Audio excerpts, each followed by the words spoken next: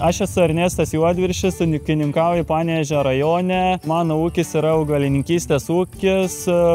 Pagrinde auginu žieminius kviečius, žieminius rapsus, vasarinius žirnius ir prastose žemėse vis kažką naują. Tai avižos, tai grykiai, tai rugiai. Mane ūkininkavimas traukia nuo mažų dienų. Kažkaip patiko traktoriai, žemės ūkio technika ir žavėjausi kažkaip nuo vaikystės. Ir kažkaip po truputį pradėjau tą žemę dirbti ir užkabina, patraukė.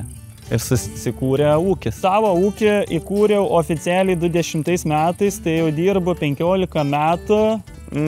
Pasirinkau Rolexą, nes buvau Rolex šituos skutikus margučių. Tai diskinį skutiką ir noraginį, nes prieš tai turėjau prieš keletą metų pirkęs senąjį, mažąjį skutiką diskinį ir kažkaip neturėjau didelių nusiskundimų.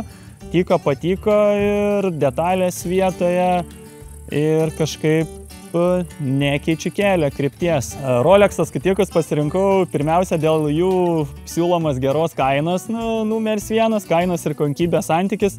Yra gan kokybiškai pagaminti, rėmai netrunka, neteko girdėti, kad ir iš pažįstamų kas turi, kad būtų susidūrę su kažkokiamis problemomis, tarkim, rėmo, metalo tvirtumas ir taip toliau. Tai realiai tie du dalykai ir susidėjo kainos ir kokybės santykis. Prieš tai esu naudojęs taip pat Rolex diskinį skutiką, tiesiog ten mažąjį. Esu pirkęs prieš kokius 5-6 metus į 3,5 metrą diskinį. Kažkokių didelių problemų su juo per tiek metų nebuvo, tai pasirinkau ir sekančius. Prieš tai buvau pirkęs 3,5 metrą, dabar yra žymiai didesnis, tai su didesniu skutiku ir diskiniu ir noraginiu darbai žymiai vyksta greičiau, nes vis tiek ten prieš 5 ar 6 metus dirbau truputį mažiau hektarų nei dabar, tai laiko atžvilgiu reikėjo kažką pasikeisti didesnę techniką. Rolex skutikus turi keletą mano draugų, pažįstamų, naudoja, nesusidūrė su kažkokiamis problemomis, tai rekomenduočiau ir kitiem.